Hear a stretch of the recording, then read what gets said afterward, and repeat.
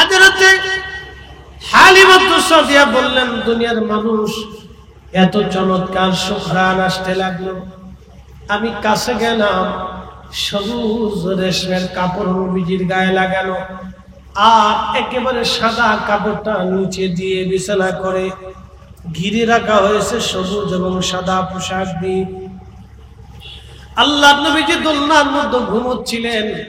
ঠিক এমন সময় ঘুম ভাঙানোর জন্য আমি হালিমা বুকের মধ্যে আলতো আলতো করে হাত দিয়ে মেসেজ করতেছিলাম যাতে ঘুম নবীজির ভাঙ্গে।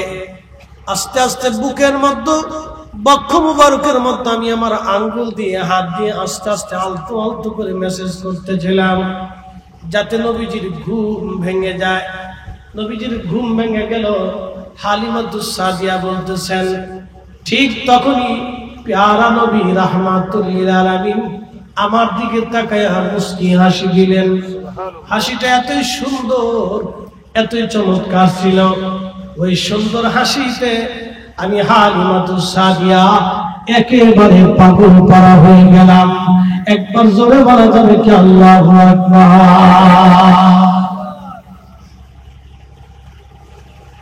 হযরত হালিমাতুস সাদিয়া বলতেছেন, দুনিয়ার মানুষ আমি আরো আশ্চর্য হলাম। নবীজির জুলফি মুবারক, দুই ভুরু মুবারকের মাঝখানে যে কপাল, এই কপাল মুবারক থেকে একটা নূর বের হয়ে খিলালাস সামা, একেবারে মধ্য আকাশ পর্যন্ত এই নূর মুবারক চলে গেল। কপাল মুবারক থেকে একটা নূর বের হয়ে খিলালাস সামা, মধ্য আকাশ পর্যন্ত একেবারে নূর মুবারক চলে গেল। হালিমা বলতেছেন, ওই সুন্দর নূর মুবারক দেখে আমি আশ্চর্য হয়ে গেলাম এবং ওই কপাল মুবারকের মধ্যে আমি চুমা লাগাইলাম। আমি চুমা লাগাইয়া নবীজিকে কোলের মধ্যে নিয়ে নিলাম। স্বামীরে ডাকতে বললাম, স্বামী শূন্য হাতে ফিরে যাব না, পয়সা দিক বাহানা দি, আমি এই শিশু ছাড়া তায়েফের জমিনে ফিরে যাব না। বনের যত পশু ভক্তি করতই দুই চরণ, মেঘমালা ছায়া দিত গায় গো নবীজি, আপনাকে দেখিবার মনে চায়। গোলামের দেখা দিবেন গো নবীজি, কোন সাধনে পাইব তোমায় আমি, কোন সাধনে পাইব তোমায় গো নবীজি, গোলামের দেখা দিবেন।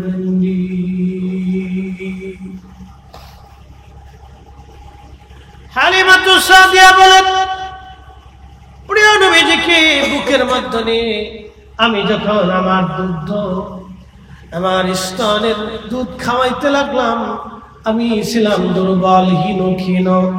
আল্লাহর হাবিব কোলে আসার সঙ্গে সঙ্গে আল্লাহর পক্ষ থেকে আল্লাহ আমার সবল বানায় দিলেন। একসাথে ধরে বলবেন কি মারহাবা, মারহাবা ইয়া রাসূল, মারহাবা তাইয়িল আলামিন, মারহাবা সালাতুন ইয়া রাসূলুল্লাহ আলাইকুম সালাম, খবর লও ইয়া রাসূলুল্লাহ, খবর লও मेरे मौला मेरे आका, खबर लो सलातुन या रसूलल्लाह।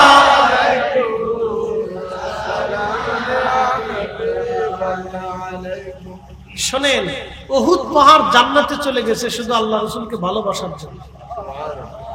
যদি কোনোদিন পৃথিবীতে কোনো জান্নাতি পাহাড় দেখতে চান, কি পাহাড়?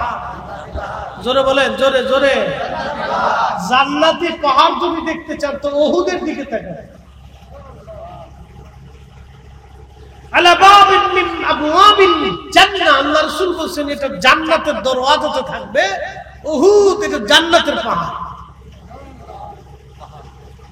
উহুদ পাহাড়কে জান্নাতে ঢোকার সময় দরজার পাশে আল্লাহ রেখে দিবে। একসাথে বলবেন আল্লাহু আকবার। শোনেন, পৃথিবীতে দুইটা জাতিকে আল্লাহ জাহান্নামের ইন্ধন বানাবে, খড়ি খড়ি লাকড়ি। একটা মানুষ আর একটা পাথর। পৃথিবীতে ঝর্ণা দেখবেন, এই ঝর্ণা কিন্তু পাথরের ভিতর থেকে বের হয়ে আসে। কারণ কি জানেন? এই পাথর প্রতিনিয়ত আল্লাহর সাথে কান্নাকাটি করে, ইয়া রাব্বি তুমি আমাকে জাহান্নামের খড়ি বানাবা, আল্লাহ জাহান্নামকে আমাকে দিয়ে উত্তপ্ত করবা। আপনি দেখবেন কয়লার আগুন তাড়াতাড়ি শেষ হয়ে যায়, লোহাটাও আপনি তাড়াতাড়ি শেষ হয়ে যায়। লোহাতে আগুন ধরাবেন, ওটা লাল হবে, কিন্তু আস্তে আস্তে আস্তে আস্তে খুব দ্রুত ওইটা মিস হয়ে যাবে। কিন্তু পাথর যদি আপনি গরম করেন, এটা সহজে ঠান্ডা হয় না, সহজে পাথর ঠান্ডা হয় না। এই জন্য পাথর এবং মানুষ দিয়ে আল্লাহ জাহান্নামকে পরিপূর্ণ করবে এবং লাকড়ি বানাবে, উত্তপ্ত হতে থাকবে, উত্তপ্ত হতে থাকবে জাহান্নাম পাথর। এই জন্য পাথর প্রতিনিয়ত কান্নাকাটি করে, আল্লাহ আপনি আমাকে দিয়ে জাহান্নাম ভর্তি করেন না। পাথর কান্না করে, সে কান্না থেকে ঝর্ণার সৃষ্টি হয়। একসাথে বলা যাবে আল্লাহু আকবার। আহা, পাথর কান্নাকাটি করে, আর আমরা মানুষ আমাদের চোখের পানি আসে, আমরা মানুষ আমাদের চোখে পানি আসে না, পাথর কান্নাকাটি করে। আল্লাহর নবী বললেন, সাহাবীরা রে, দুনিয়া থেকে যদি জান্নাতি পাহাড় দেখতে চাও, আমার উহুদের দিকে তাকাও। জান্নাতি পাহাড় আলা বাবিল মিন আবাবিল জান্নাহ, এটা দরজার সামনে তাকে রেখে দেওয়া হবে। জান্নাতের ঢোকার সময় দরজার পাশে উহুদের জায়গা হয়ে যাবে। কারণ শুধুমাত্র আল্লাহর নবীকে ভালোবাসার জন্য একটা পাহাড় জান্নাতে চলে গেল। যদি মদিনাতে আপনি যান, জাহান্নামের একটা পাহাড়ের ঠিকানা মদিনাতে দিয়ে যায় আজ, জাবালে আইর, আর একটা নাম জাবালে নার, একটা নাম জাবালে আইর। মদিনা মুনাওয়ারা থেকে যদি আপনি ইহরাম বাঁধেন, তাহলে মক্কা আসার সময়, মদিনার বের হওয়ার সময় মসজিদ জুল হুলাইফা থেকে আপনাকে ইহরাম বাঁধতে হবে। মসজিদে জুল হুলাইফার বাম পাশে আপনি দেখবেন একটা মস্ত বড় পাহাড়। এই পাহাড়ের নাম জাবালে আইর, জাবালে নার। আল্লাহর নবী বলতেন, উহুদ আমারে ভালোবাসে আর জাবালে আইর আমার সাথে দুশমনি করে। আলা বাবিল মিন আবাবিন নার, এই জাবালে আইরটাকে আমার আল্লাহ রাব্বুল আলামিন জাহান্নামের দরজার পাশে আল্লাহ রেখে দিবে। জাহান্নামের দরজার পাশে আল্লাহ জাবালে আইরকে রাখবে, কারণ সে আমার সঙ্গে দুশমনি করে। একটা কথা মনে রাখবেন, আল্লাহ নবী হিজরত করার সময় নবীজি এসে হেঁটে হেঁটে আরব সাগর, লোহিত সাগরের পার দিয়ে নবীজি হেঁটে হেঁটে হেঁটে আসতেছিলেন। আহা, সেই দিন কত কষ্টের দিন ছিল। একটা মাত্র উটের পিঠে চড়ে হযরত আবু বকর সিদ্দিক রাদিয়াল্লাহু তাআলা আনহু উটের রশি ধরে সুদূর মদিনা থেকে টেনে টেনে টেনে টেনে, মক্কা থেকে টেনে টেনে মদিনা পর্যন্ত আবু বকর আমার নবীর উট ধরে ধরে টেনে টেনে আসছে। একসাথে ধরে বলা যাবে আল্লাহু আকবার। যদি কোন মদিনা সৌদি আরবে যান, তাহলে আপনি গরমের ভিতরে 1 ঘন্টা হেঁটে দেখবেন কেমন মজা। বেশি না, মাত্র 1 ঘন্টা হাঁটবেন। 1 ঘন্টার ভিতরে যে কত বোতল পানি আপনার লাগবে শুধু হেঁটেই দেখবেন,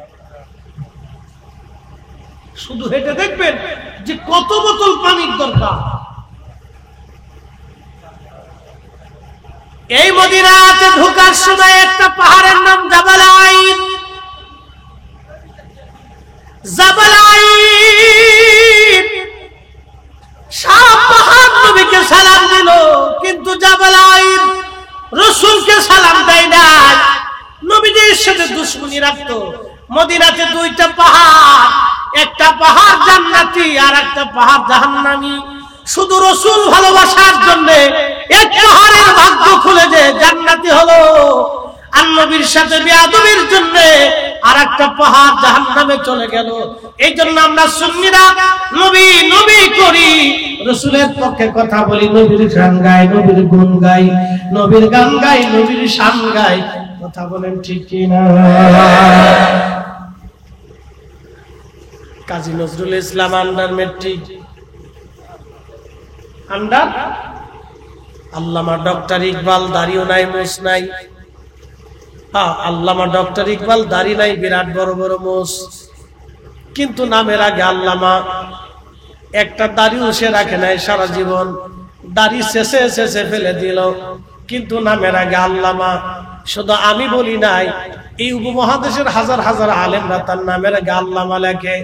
তিনি লিখে দিলেন জবে শিখাতে মগজ করা, রুহে ঈমান জানে দিন, আস্তে হব্বে রহমাতুল লিল আলামিন।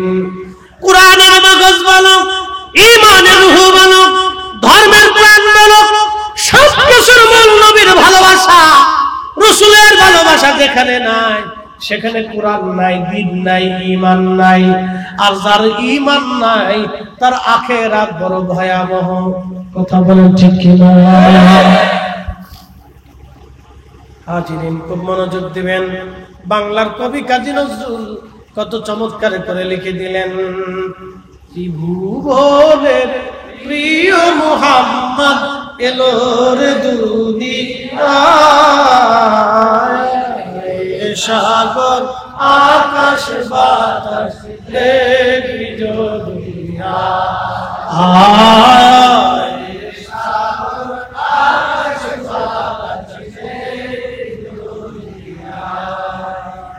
ধুলির ধারা বেহেশত আজ জয় করিল দিনুর লাজ, আজকে খুশি ঢল নেমেছে ধূসর সাহারায়, সাগর আকাশ বাতাস দেখবি দুনিয়া, সাগর আকাশ বাতাস দেখবি দুনিয়া। কবি কাজী নজরুল শুধু এখানে ক্ষান্ত হন নাই, কত চমৎকার করে তিনি আরো লিখে ফেললেন। আল্লামা ইকবালের ভাষা অনুযায়ী লিখে দিলেন, আল্লাহকে যে পাইতে চায়, বলেন আল্লাহ পর আশা আছে না নাই? আল্লাহকে যে পাইতে চায়, হযরতকে ভালোবেসে আরশ কুরসি লৌহ কলম না চাহিতে পেয়েছে সে। কথা বলেন ঠিক কিনা? আর দেশের কিছু ভাইরা তিনারা বলতেছেন আমরা দিন কায়েম করব বাংলাদেশে। ঠিক আছে, দিন কায়েম করেন, ভালো কথা, কিন্তু নবীর রাসূলের শানের খেলাফ বলে বলে কেউ যদি বলে দিন প্রতিষ্ঠিত করব, এটা শুধু স্বপ্নই হবে, নবীর সাথে বেয়াদবি করে দিন কায়েম করা সম্ভব না। কথা কন না কেন? কখনোই এই স্বপ্ন পূরণ হবে? অবশ্যই। আপনাদেরকে আবার বলি, মনোযোগ দিবেন। কেউ যদি বলে আল্লাহ রাসূল কিয়ামতের ময়দানে সুপারিশ করার ক্ষমতা রাখেন না, একসাথে বলে তার বাকি জীবনের কি আছে? হাসরের মাঠে তার আছে কি? কিছু আছে? কেউ যদি রাসূলের সুপারিশ অস্বীকার করে তাহলে কিয়ামতের ময়দানে সে সুপারিশ পাবে? রাসূলের দরজায় তার জায়গা হবে? হবে না। কেন হবে না বলতেছি। মেশরের মাঠে নবীজি হাউজে কাউসারের পানি পান করাবে সবাইকে, সমস্ত উম্মতদেরকে হাউজে কাউসারের পানি পান করাবে। হাসরের মাঠ এত বিরাট হবে যে আদম শফিউল্লাহ থেকে কিয়ামত পর্যন্ত যত মানুষ পৃথিবীতে আসবে সমস্ত মানুষ হাসরের মাঠে আল্লাহর আদালতে দাঁড়াবে। সৃষ্টির প্রথম থেকে কিয়ামত পর্যন্ত যত জীব সৃষ্টি হয়েছে সমস্ত জিনেরা হাসরের মাঠে আল্লাহর সামনে দাঁড়াবে। সৃষ্টির প্রথম থেকে কিয়ামত পর্যন্ত যত ফেরেশতা সৃষ্টি হবে সমস্ত ফেরেশতারা আল্লাহর আদালতে হাসরের মাঠে নিজস্ব আকৃতি নিয়ে দাঁড়ায় যাবে। পৃথিবীর যত পশু পাখি প্রাণী, উট, দুম্বা, ছাগল, ভেড়া, বকরি, বাঘ, সিংহ, হরিণ, মহিষ যা কিছু আছে সব কিয়ামতের ময়দানে আল্লাহর আদালতে হাসরের মাঠে দাঁড়াবে। তাহলে বলেন হাসরের মাঠটা কত বড় হবে? চট্টগ্রামের ফুটবল খেলার মাঠ, বাংলাদেশের মতো একটা মাঠ, পৃথিবীর মতো একটা বড়, পৃথিবীর সমান একটা মাঠ, এরকম কয়েক লক্ষ কোটি পৃথিবী এক জায়গা করলেও হাসরের মাঠের একটা মাঠের সমান হবে না। একসাথে বলা যাবে আল্লাহু আকবার। সেই মাঠে মালিক ইয়াউমিদ্দিন আমার আল্লাহ, রব্বুল আলামিন আমার আল্লাহ, রাহমাতুল লিল আলামিন আমার নবী, মালিক ইয়াউমিদ্দিন আমার আল্লাহ, শাফিউল মুজরিমিন আমার নবী, আরশে আল্লাহ, মাকামে আল্লাহর মালিক আল্লাহ, মাকামে মাহমুদের মালিক আমার নবী। সেই যে আমার জান্নাতের রব হচ্ছে আমার আল্লাহ, আর হাউজে কাউসারের মালিক আমার নবী। একসাথে বলা যাবে না মারহাবা? আপনি রাসূলকে ছোট করে দেখলে আপনার দুনিয়াও বরবাদ হবে, আখিরাতও বরবাদ। আপনি ঠিক বললেও ঠিক, না ঠিক বললেও ঠিক, কোরআনই ঠিক, রাসূলের জবানে ঠিক, পৃথিবী উল্টে যাবে, সাগর শুকিয়ে যাবে। আপনাদের এখান থেকে সাগর কত কিলোমিটার হবে? সাগর কত কিলো? বঙ্গোপসাগর 3 কিলোমিটার। এখান থেকে সাগর মাত্র 3 কিলোমিটার। অর্থাৎ এখানে ওই গাছের উপরে দাঁড়ালে সাগর মনে দেখা যাবে। তো 3 কিলোমিটার এখান থেকে সাগর। এই যে পৃথিবীর আপনারা একবার স্থলভাগের শেষ প্রান্তে আছেন, পৃথিবীর স্থলভাগের একেবারে শেষ প্রান্তে আপনারা, এরপরে সাগর আর সাগর আর সাগর, পানি আর পানি আর পানি, সাগর শুকিয়ে যাবে, আল্লাহর কালাম কখনো পরিবর্তন হবে না। কথা ঠিক কিনা? আল্লাহর কালামের কোনো পরিবর্তন নাই। দুনিয়াতে রাসূলুল্লাহকে অস্বীকার করে কিয়ামতের ময়দানে আল্লাহর নবীর সুপারিশের আশা করাটা বৃথা হবে। নবীর শাফায়াতকে ইনকার যারা করবে কিয়ামতের ময়দানে তারা সুপারিশ পাবেই না। রাসূলের ইজ্জতকে যারা ছোট করে দেখবে কিয়ামতের ময়দানে তারা আল্লাহর দরবারে ইজ্জত পাবেই না। কথা বলেন ঠিক কি না? সারা জিন্দেগীর জন্য মনে রাখবেন তাদের উপরে আল্লাহর লানত হবে, ফেরেশতাদের লানত হবে, তামাম সৃষ্টির লানত হবে, আমার রাসূলের পক্ষ থেকে তাদের উপর লানত হবে, তাদের আখিরাত বরবাদ হবে, নেকিগুলি ভস্ম হয়ে যাবে। যেমন আপনার আগুনের ভিতরে ঘি ঢেলে দিলে ঘি যেমন পুড়ে ভস্ম হয়ে যায়, আগুনের ভিতরে কাষ্ঠখণ্ড যেমন ছাই হয়ে যায়, বান্দা রাসূলের সাথে বেয়াদবি করলে তার নেকিগুলি ওইরকম একবারে ছাইয়ের মতো ভস্মীভূত হয়ে একবারে মিসমার হয়ে যায়, কিচ্ছু থাকে না। আগুনের ভিতরে তুলা যেমন নিশ্চিহ্ন হয়ে যায়, ঠিক ওইরকম রাসূলের সাথে বেয়াদবি করলে ইমানদারের মুসলমানের নেকিগুলি ওইরকম তুলার মতো ভস্মীভূত হয়ে নিঃশেষ হয়ে যায়। এটা আর কখনো খুঁজে পাওয়া সম্ভব না। এই জন্য আল্লাহ রাসূলের শান খেলাফ করে কেউ যদি মনে করে যে আমরা অনেক বিরাট কিছু করে ফেলছি, এটা ডাহা মিথ্যা কথা। তার জিন্দেগি বরবাদ, তার মুরিদের জিন্দেগি বরবাদ, তার অনুসারীদের জিন্দেগি বরবাদ। কথা বলেন ঠিক কিনা?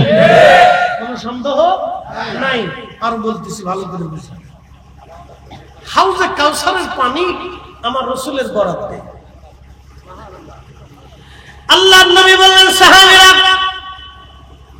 কঠিন হাসরের দিনে হাউজে কাউসারের পানিগুলি আমি আমার উম্মতদেরকে ডেকে ডেকে খাওয়াবো।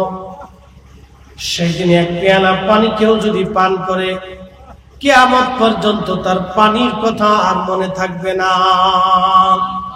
একসাথে বলা যাবে কি মারহাবা? কিয়ামত পর্যন্ত, দুঃখিত, জান্নাতে যাওয়ার আগ পর্যন্ত তার পানির কথা মনে থাকবে না। সে বেহেশতে যাবে, যাওয়ার আগ পর্যন্ত পানি তৃষ্ণা হবে না। অথচ পানি তৃষ্ণা এত ভয়াবহ হবে। ইমাম ইবনে কাসির লিখতেছেন আল-বাদার মধ্যে 1.5 থেকে 2 কিলোমিটার উপরে সূর্যটা থাকবে, সূর্যের প্রচন্ড উত্তাপে মানুষ ঝলসে যাবে না, পুড়ে যাবে না, কিন্তু শরীর থেকে ঘাম বেরিয়ে বেরিয়ে বেরিয়ে বেরিয়ে এত পরিমাণে ঘাম বের হবে, মানুষের জিহ্বা তৃষ্ণায় কুকুরের জিহ্বার মতো ঝুলতে থাকবে। কঠিন তৃষ্ণাতে মানুষ ছন্নছাড়া হয়ে যাবে, পাগল পাড়া হয়ে যাবে, কারো থুতনি পর্যন্ত ঘামে ডুবে যাবে, কারো বক্ষ পর্যন্ত মেহেশরের মাঠে ঘামে ডুবে যাবে। আল্লাহর নবী বললেন সেই দিন শুধু আমি হাউজে কাউসারের পানি ছাড়া আর কোনো পানি হবে না। দুধের চাইতে সাদা হবে, মধুর চাইতে মিষ্টি হবে, বরফের চাইতে ঠান্ডা হবে। এক পেয়ালা পানি কেউ যদি পান করে কিয়ামত পর্যন্ত, জান্নাতে যাওয়ার আগ পর্যন্ত ওই পানির কথা আর মনে থাকবে না। কিন্তু আমি মাঝে মধ্যে চিন্তা করলাম, আল্লাহর নবী বরফের চাইতে মিষ্টি ঠান্ডার কথা কেন বললেন? এই বছর হজে যাওয়ার পরে বুঝলাম ঠান্ডা পানি কেমন প্রয়োজন। প্রচন্ড গরমে যখন আপনার কলিজা একেবারে শুকায় যাবে, তখন আপনি নরমাল পানি পান করলে আপনার কলিজা ঠান্ডা হয় না। ওই সময় ঠান্ডা পানির দরকার হয়। ঠান্ডা পানি খাওয়ার পরে আপনার কলিজা ঠান্ডা লাগবে। আপনি নরমাল পানি পান করলে কলিজা ঠান্ডা হবে না। বাংলাদেশের আবহাওয়াতে আপনি নরমাল পানি পান করলে আপনার শরীরের জন্য ম্যাচিং হবে, ভালো হবে। কিন্তু সৌদি আরবে আপনি নরমাল পানি পান করলে ওই গরমে তেমন কেমন কোনো কাজে লাগে না। যখন আপনি ঠান্ডা পানি পান করবেন তখন আপনার কলিজার তৃষ্ণা নিবারণ হবে। এই জন্য আল্লাহর নবী বললেন হাউজে কাউসারের পানিটা হবে ঠান্ডা, বরফের চাইতেও ঠান্ডা হবে। এক পেয়ালা পানি পান করলে 30,000 বছর কোন বর্ণনায় আসছে একেবারে জান্নাতে যাওয়ার আগ পর্যন্ত পানি তৃষ্ণার মনে থাকবে না। আল্লাহর নবী আরো বলেন, উম্মতেরা রে, সেই দিন আমি আমার উম্মতদেরকে ডেকে ডেকে ডেকে ডেকে নিয়ে হাউজে কাউসারের পানি পান করাইয়া আমি নবী সবাইরে আগে নিয়ে জান্নাতে চলে যাব। গান আসতে লাগলো বাতাসে বাতাসে, আপনি এখানে স্থির থাকতে পারবেন না। এত চমৎকার সুবহান আসতেছিল যে নিজেকে স্থির রাখাটা বড় দায়ী ছিল। মোনাজাতে আমরা নিজেকে স্থির রাখতে পারি না, মিলাদ শরীফে নিজেকে স্থির রাখতে পারি না, নামাজেও নিজেকে স্থির রাখতে পারি না যে কোথায় আসলাম, খেতে এত সুন্দর গান কোথার থেকে আসে। এখানে তো কেউ আতরও লাগাই যায় না, মেডিসিনও দেয় না, তো গ্রাম কোথার থেকে আসে? যেখানে পাথরের ভিতরে ফাঁকা জায়গাতে আল্লাহর নবী বিশ্রাম করেছিলেন, নবীকে লুকিয়ে রাখা হয়েছিল, ওইখান থেকে ঘেরান আসে, এখনো আসে। আল্লাহু আকবার, আল্লাহু আকবার। যদি কোনোদিন যান হজে তো রাত্রি যাবে, যদি সুযোগ হয়, দিনে হবে না, রাতে যাবে। যদি নসিবে হয় তো রাতে যাবে। রাতে সবাই যেতে পারে না, ওই সময় অনেক সময় তার কাটা দিয়ে রেখে, তা আমরা সময় কাটা পাইছি না। চিন্তা করলাম সুযোগ একটা হয়েছে, তো হাজিরা কেটে কেটে কেটে কেটে কেটে ফেলে দিচ্ছে। পুলিশে ঢুকতে দেয় না, হাজিরা কেটে ফেলে দিচ্ছে, কেটে পালাই পালাই ঢুকে। তো আল্লাহর রাসূলের সুবহান এখনো পৃথিবীতে আছে। একসাথে বলবেন আল্লাহু আকবার। যদি কোনোদিন মদিনাতে যান তো মদিনা থেকে বদরের দিকে রওনা করার সময় একটা এলাকা পাবেন বীর রুহা। যে আমার হাতে যে আংটিটা দেখেন, এটা আকিক পাথর। মদিনা ইউনিভার্সিটির পাশে একটা এলাকা আছে, একটা উপত্যকা আছে, একটা নালা আছে, নালা, ওই নালা দিয়ে আগে মদিনার থেকে পানি যেত। আল্লাহ রাসূল বলেছেন ওয়াদিউল মুবারাক, সহিহ বুখারীতে আছে ওয়াদিউল মুবারাক। এই ওয়াদির পাথর দিয়ে আকিক পাথর তৈরি করা হয়। আর একটা নাম আছে ওয়াদি আকিক, এটা দিয়ে পাথর দিয়ে আকিক পাথর তৈরি করা হয়। এই পাথর আল্লাহর নবী হাতে ব্যবহার করতেন। আল্লাহর হাবিব ওই আকিক পাথর ব্যবহার করতেন। ওয়াদি আকিক, ওয়াদি মুবারাকের পাথর থেকে এই আকিক পাথর বানানো। আল্লাহ রাসূল ওই আকিক পাথর ব্যবহার করতেন। ওইখানে সাহাবে কেরাম বাড়ি করতেন। অনেক সাহাবীদের বাড়ি ছিল ওই উপত্যকার পাশে। আল্লাহ রাসূল বলতেন ওয়াদিল মুবারাক, এটা মুবারক উপত্যকা। একসাথে বলা যাবে না আল্লাহু আকবার। রাসূল বলেছেন, এই নবীর কথার উপরে ইয়াকিন রেখে সাহাবে কেরাম ওখানে বাড়ি করতেন। সাহাবে কেরামের বিশ্বাস আপনি কল্পনা অতীত হয়ে যাবে। আপনি বুঝবেন, ভাববেন যে তাহলে তারাও বেদাতি ছিল। তারা আল্লাহ রাসূলকে এতটা প্রাধান্য দিতেন, এত প্রাধান্য রাসূলকে দিতেন। প্রিয় উপস্থিতি, যদি কোনদিন মদিনা থেকে বদরের দিকে যান, একটা এলাকা পাবেন বীরে শেফা, একটা কুয়া আপনি পাবেন বীরে শেফা। এখানে 70 জন নবী এই কুয়ার পানি পান করেছেন এবং এখানে 70 জন নবী নামাজ পড়েছেন, ওখানে একটা মসজিদ আছে। 70 জন নবী ওই মসজিদে নামাজ পড়েছেন। 70 জন নবীর 100 বছর যদি আপনি হিসাব করেন, তাহলে 70 জন নবীর হিসাব আসবে 7000 বছর। একসাথে বলবেন আল্লাহু আকবার। 70 জন নবী যদি আপনি 100 বছর ধরে হিসাব করেন, তো 7000 বছর আসবে। একটা কুয়া 7000 বছরে কখনো শুকায় নাই। কুয়ার বয়স 7000 বছর, কখনো শুকায় নাই। কিন্তু আল্লাহর নবী পৃথিবীতে আসার পরে, দ্বীনের দাওয়াত দেওয়ার পরে ওই কুয়াটা শুকায় গেল। নবীজি উহুদ বদরের যুদ্ধ থেকে ফিরে আসার সময়, আল্লাহর নবী বদর থেকে ফিরে আসবেন, ফিরে আসার সময় বীরে শেফাতে নবীজি তাবু গাড়লেন, সাহাবীরা তাবু গাড়লেন। তাবু গাড়ার পরে নবীজি বললেন, তোমরা শেফা থেকে পানি নিয়ে আসো। সাহাবীরা বলল, হুজুর কুয়ার মধ্যে কোনো পানি নাই, একেবারে পানি কুয়ার নিচ পর্যন্ত শুকায় গেছে। আল্লাহর হাবিব হেঁটে হেঁটে এসে কুয়ার পাশে দাঁড়ায়া 70 জন নবী যে কুয়ার পানি পান করলো, আজকে সেই কুয়া শুকায় গেছে। আল্লাহর হাবিব কুয়ার পাশে দাঁড়ায়া নিজের পবিত্র থুতু মোবারক কুয়ার মধ্যে ছেড়ে দিলেন। থুতু মোবারক ছেড়ে দিয়েছেন, দিতে দেরি হয়েছে। কুয়ার নিচ থেকে পানির জোয়ার এসে এসে একেবারে কুয়া পরিপূর্ণ হয়ে পানিতে ভরে গেছে। একবার আওয়াজ তুলে বলা যাবে আল্লাহু আকবার। বীরে শেফা, সারা পৃথিবীর পানি আর বীরে শেফার পানি এক পাবেন না।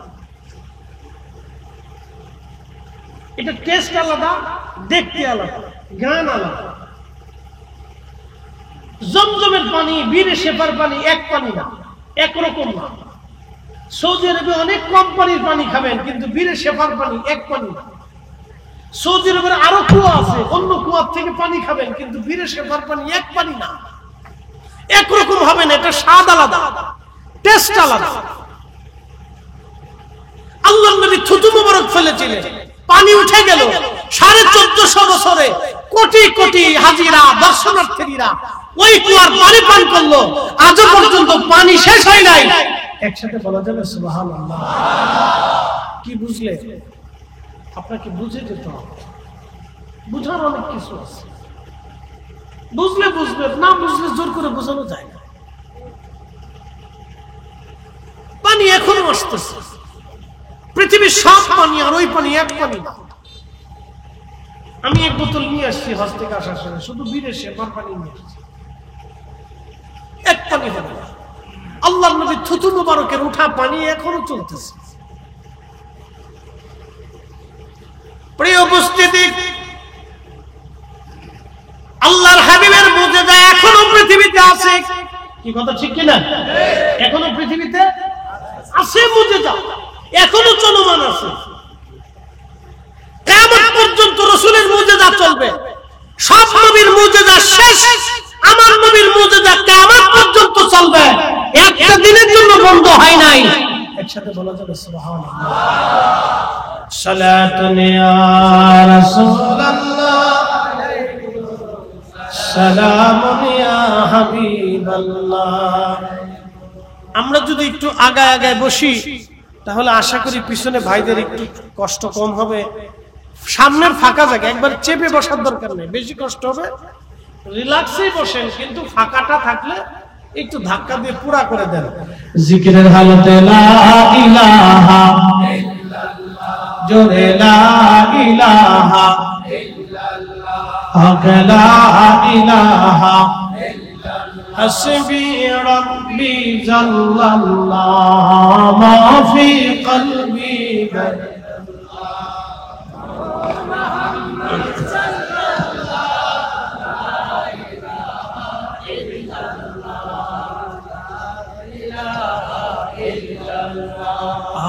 لا إله إلا الله، لا إله إلا الله، لا إله إلا الله محمد رسول الله।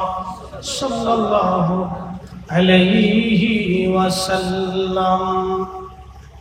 সে আল্লাহর যিনি সর্বশ্রেষ্ঠ রাসূল, সমস্ত রাসূলগণের যিনি সাইয়্যিদ শিরোতাজ, ইমামুল মুরসালিন রাহমাতুল লিল আলামিন, আল্লাহর সর্বশ্রেষ্ঠ মেহবুব, আল্লাহর হাবিবের উম্মত হিসেবে আপনার এবং আমার মতো নাসিস নাফরমানকে আল্লাহ কবুল করেছেন। সেই জন্য আল্লাহর আসমানে আমরা একসাথে সকলে শুকরিয়া আদায় করে বলি আলহামদুলিল্লাহ। প্রিয় উপস্থিতি, শানে রিসালাতের আল্লাহর হাবিবের মর্যাদার আলোচনা, এটা কিয়ামত অবধি পর্যন্ত যদি আমরা আলোচনা করি তারপরেও শেষ হবে না। তারপরেও বাস্তবতা থেকে দুটি কথা আপনাদের সামনে উপস্থাপন করব। আল্লাহর হাবিবের বাল্যকাল জীবনের, দুনিয়াবী শরীয়তের বাল্যকাল জীবনের ছোট্ট দুটি কথা আপনাদেরকে শোনাব। বিশ্ববিখ্যাত ইমাম মুল্লা আলী কারি মক্কি হানাফি রাহিমাহুল্লাহ আল্লাহর হাবিবের মিলাদ শরীফ সংক্রান্ত একটা কিতাব লিখেছেন, আল মাওলিদুর রাবি ফি মাওলিদিন নবী সাল্লাল্লাহু আলাইহি ওয়াসাল্লাম। এই কিতাবের মধ্যে তিনি একটা ঘটনা উল্লেখ করেছেন। যদি কোনোদিন আপনারা তায়েফে যান তো দেখবেন এই তায়েফটা অত্যন্ত চমৎকার আবহাওয়ার একটা অঞ্চল, সুন্দর আবহাওয়ার একটা এলাকা। মক্কাতে যখন ৪৫ এবং ৫০ ডিগ্রি সেলসিয়াস তাপমাত্রা থাকে, তখন তায়েফ থেকে আমাদের দেশের বসন্তকালের মতো। মক্কাতে যখন ৪৫-৫০ ডিগ্রি সেলসিয়াস তাপমাত্রা, তখন তায়েফের আবহাওয়া হচ্ছে আমাদের দেশের বসন্তের মতো। তো এই আবহাওয়া খুব চমৎকার একটা এলাকা। এই বর্তমান তায়েফের শহর থেকে আরো ৭০ কিলোমিটার দূরবর্তী এলাকাতে হযরত হালিমাতুস সাদিয়া রাদিয়াল্লাহু আনহার বাড়ি, আরো দুর্গম এলাকা। তো তৎকালীন জামানাতে মহিলাদের একটা এলাকা ভিত্তিক চিরাচরিত অভ্যাস ছিল দাইমা হওয়া, ধাত্রীমা হওয়া। আর মক্কায় বাচ্চা কাচ্চা হলে মানুষ ধাত্রীমার কাছে লালন পালন করতে পাঠিয়ে দিত। তো আল্লাহর নবী মক্কাতুল মুকাররমাতে আল্লাহর হাবিব বেলাদত গ্রহণ করেছেন, তাশরীফ এনেছেন। হালিমাতুস সাদিয়া রাদিয়াল্লাহু আনহা তিনি সুদূর তায়েফ থেকে ধাত্রীমা হওয়ার জন্য তায়েফের আরো নারীদের সাথে উনি রওনা করলেন। তো সবার ঘোড়া, গাধা, উট, দুম্বা খুবই শক্তিশালী ছিল।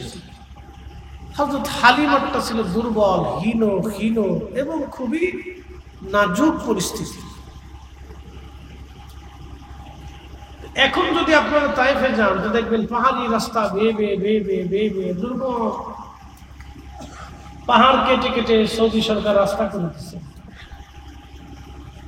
তখন তো এরকম রাস্তা ছিল না, পাহাড় বেয়ে তাদেরকে উট, দুম্বা, ছাগল, ভেড়া, বকরি আর রবপত্র মাল সামানে পাহাড় বেয়ে তারা নিয়ে যেত। তা হালিমাতুস সাদিয়া রাদিয়াল্লাহু আনহা আসলেন, কিন্তু আসতে আসতে উনি ৩ দিন পিছনে পড়ে। সবাই বাচ্চা কাচ্চা নিয়ে যখন চলে যাচ্ছে তার ৩ দিন পরে হালিমাতুস সাদিয়া মক্কায় ঢুকলেন। খোঁজ নিয়ে দেখলেন কারো বাড়িতে কোনো বাচ্চা কাচ্চা নাই, শুধু একজনের ঘরে একটা শিশু বাচ্চা আছে, তার নাম মুহাম্মদ সাল্লাল্লাহু আলাইহি ওয়াসাল্লাম। মা আমেনা, বাবা আব্দুল্লাহ ইন্তেকাল করেছেন। খুবই দরিদ্র এবং এতিম বাচ্চা। আমার দিকে তাকাবেন, এখান থেকে আমাদের অনেক কিছু শিখার আছে। এতিম বলে আল্লাহ রসুলকে তায়েফের অন্য কোন নারী নেন নাই। কোন ধাত্রী এতিম দেখে কেউ নেয় নাই। সবার চিন্তা যে এতিম, কে পয়সা দিবে, এর ভরণ পোষণ কেউ দিতে পারবে না, অতএব নিয়ে খামাখা কষ্ট করে লাভ নেই। সবাই চলে গেল, হালিমা পিছনে পড়ে গেল কপাল গুনে। জোরে বলেন কি গুনে? একসাথে বলেন কি গুনে? ভাগ্য গুনে। এই জন্য পৃথিবীতে যারা রসুলকে ভালোবাসে তাদের ভাগ্য, কথা কর না কেন, তাদের বুলন্দ নসিব। যারা আল্লাহ রসুলের মহব্বতের পক্ষে থাকতে পারে তাদের বুলন্দ নসিব। আর যারা এর বিপক্ষে চলে যায় তাদের বদনসিব। এটা সহজে আপনি বুঝে নিবেন। যারা আল্লাহ রসুলের মহব্বতের পক্ষে থাকে তাদের বুলন্দ নসিব, আর যারা রসুলের করিমের ইজ্জতের বিপক্ষে চলে যায় তাদের বদনসিব। তো সব শেষে হালিমাতুস সাদিয়া ঢুকলেন। স্বামী আর স্ত্রী দুইজনে রাত্রিবেলা গল্প করে, স্বামী গো, এমনিতে আমাদের দুর্ভিক্ষ, আমার উট না খাইতে খাইতে এটা দুধও দেয় না, আমার গাধাটা ক্ষুধার কারণে এটা ক্ষীণ দুর্বল হয়ে গেছে, এটা চলতেও পারে না, আমি নিজেও হালিমা শুকনা হয়ে গেছি, আমার নিজের স্তনেও আমার বাচ্চাই দুধ পায় না, তা আমি একটা বাচ্চা আবার নিলে তাকে কি খাওয়া? তারপরে সে এতিম, তাকে কে ভরণ পোষণ করবে? চলো ফিরে চলে যাও। স্বামী ডাক দিয়ে বলেন, হালিমারে, এত দূর পথ সফর করে আমরা আসছি মক্কাতে একটা বাচ্চা নেওয়ার জন্য, বিফলেই ফিরে চলে যাব। হালিমা, চলে যাই বা না যাই, নেই বা না নেই, চলো না একটা বার বাচ্চাটাকে দেখেই আসি, সেটা দেখতে কেমন দেখা যায়। একসাথে বলবেন আল্লাহু আকবার। রসুল পাইতে কি লাগে? একসাথে বলেন কি লাগে? আল্লাহ আমাদেরকে রসুলের মহব্বতের মাহফিলে বসার জন্য কপাল দিছে, এই জন্য একসাথে শুকরিয়া আদায় করে বলেন আলহামদুলিল্লাহ। নসিব নাই, বদ নসিব এই মজলিসে বসতেও পারে না, এই মজলিস কায়েম করতেও পারে না, সহযোগিতা করতেও পারে না। এই কথা কর না কেন? সোজা বাক্যে বুঝে যাবে। ইসলাম এত ফেসগোস না, একেবারে সহজ। আমরা নিজেরা ফেসাইছি, আমরা নিজেরা এটাকে ফেসাই ফেসাইয়া জিলাফির ফেসে বানাইয়া ঝগড়া ফেসাদ শুরু করছি। হযরত হালিমা বললেন, স্বামীর পরামর্শে পরের দিন সকালবেলা আমি এবং আমার স্বামী বাচ্চা কাচ্চা নিয়ে জাবালে আবু কুবাইসের পাদদেশে আল্লাহর হাবিবের বাসগৃহে বেলাদাতের ঘরে নবীজিকে আনার জন্য, দেখার জন্য, একটা বার দেখার জন্য আমি গেলাম। আল্লাহর নবীকে দেখার জন্য যখন গেছি, দোলনার ভিতরে নবীজি শোয়ানো, ঘুম পাড়িয়ে রাখা হয়েছিল আল্লাহর নবীকে। গা মোবারকে দুই ধরনের রেশমের কাপড় ছিল, একটা কাপড় ছিল সবুজ আর একটা কাপড় ছিল সাদা। একটা সবুজ রেশমের কাপড় দিয়ে নবীজির বক্ষ মোবারক দিয়ে ঢেকে রাখা ছিল, আর একটা সাদা রেশমের কাপড় দিয়ে পিঠ মোবারক দিয়ে শরীর আবৃত করে ঢেকে দেওয়া ছিল। চেহারা মোবারক বাইরে দেখা যাচ্ছিল। হালিমা বললেন, কাছে যাওয়ার পরে এত সুঘ্রাণ আসতে লাগলো, যে সুঘ্রাণে আমি হালিমা মোহিত হয়ে গেলাম। পৃথিবীর কোন আতরে আমি সুঘ্রাণ খুঁজে পাই নাই। একসাথে বলা যাবে আল্লাহু আকবার। পৃথিবীর কোন আতরে সুঘ্রাণ আমি খুঁজে পাই নাই। আল্লাহর নবীর সুঘ্রাণ কি এখনো আছে? কথা বলেন, আছে? আছে। আমি আপনাদেরকে আজকে দুইটা ঠিকানা দিব, কোথায় কোথায় গেলে নগদ পাবেন, বাকি না। কোন জায়গায় গেলে আল্লাহ রসুলের সেই সুঘ্রাণ এখনো পাবেন, নগদ পাবেন, বাকি ঝুঁকি নেই। একটা হচ্ছে হচ্ছে বাইতুল আকসা। বাইতুল আকসায় একটা স্থানে গেলে এখনো সেই সুঘ্রাণ আপনি পাবেন। 1450 বছরে কখনো আতর দিতে হয় না। 1450 বছর ওখানে কখনো সুঘ্রাণ দিতে হয় না। জায়গাটা বলে দিয়ে যাই। আল্লাহর হাবিব বাইতুল আকসাতে মেরাজের রজনীতে যেই দিন উপস্থিত হয়েছে, 100 লক্ষ নবী আলাইহিস সালাম আল্লাহর নবী পিছনে ইক্তেদা করলেন, 2 রাকাত নামাজ পড়লেন। তখনও পৃথিবীতে নামাজ আসে নাই। তখনও নবীজি নামাজ আদায় করে আসমানে রওনা দিয়েছেন। আসমান থেকে ফেরার পথে আল্লাহ 50 ওয়াক্তের বিনিময়ে 5 ওয়াক্ত দিয়ে পাঠিয়েছেন, এরপরে নামাজ আসছে। অথচ আমাদের নবী তার আগেই সব নবীদের ইমামতিতে 2 রাকাত নামাজ পড়াইয়া নবীজি আসমানে রওনা দিয়েছে। একসাথে বলা যাবে আল্লাহু আকবার। এই জন্য এই রাসূলের ইলম নিয়ে যারা প্রশ্ন তোলে তারা বোকা, তাদের ইমানে অনেক বড় ঘাটতি আছে। কথা ঠিক কিনা? এই শুনেন, মহব্বত 2 ধরনের, একটা মহব্বতে সিফাতি আর একটা মহব্বতে জাতি। মহব্বতে সিফাতি, আল্লাহর নবীজি দাড়ি মোবারক রাখছেন, আমরা রাখি। প্রিয় নবীজি ডান হাত দিয়ে খানা খাইছেন, আমরা খাই। আল্লাহর নবী আঙ্গুল চেটেছেন, আমরা চাটি। বাসন চেটে খাইছেন, আমরা খাই। দস্তরখানা বিছাইছেন, আমরা বিছাই। মেসাজ করছেন, আমরা করি। মুস্কি হাসি দিতেন, আমরা দেই। টুপি পাগড়ি মাথায় দিতেন, ঢিলে ঢুলে লম্বা জুব্বা গায়ে দিতেন, আমরাও দেই। আল্লাহর নবীর এরকম কিছু কিছু জীবনের সুন্নত আছে যেগুলি হচ্ছে সিফাতি মহব্বত। এই সিফাতি মহব্বত বলতে যে আল্লাহ রাসূল বলেন, মান আহাব্বা সুন্নতি, কেউ যদি আমার সুন্নাহকে মহব্বত করে, ফাকাদ আহাব্বানি, সে মূলত আমাকেই মহব্বত করবে। একসাথে বলবেন না মারহাবা? ওমান আহাব্বানি, আর যে আমাকে ভালোবাসবে আমার সাথে সে জান্নাতে চলে যাবে। একসাথে বলবেন না আল্লাহু আকবার। এখানে হচ্ছে নবীজি জান্নাতের সার্টিফিকেট দিয়েছেন। আমার দিকে তাকান, আল্লাহর নবী এই মহব্বতে জান্নাতের সার্টিফিকেট দিয়েছেন। মহব্বত 2 ধরনের, আমি হাদিস দিয়ে ব্যাখ্যা করে দিচ্ছি। মহব্বত কয় ধরনের? একটা মহব্বতে সিফাতি আর একটা মহব্বতে জাতি। জাতিগত মহব্বত, একবার সত্তাগত মহব্বত, সেটা বলতেছি।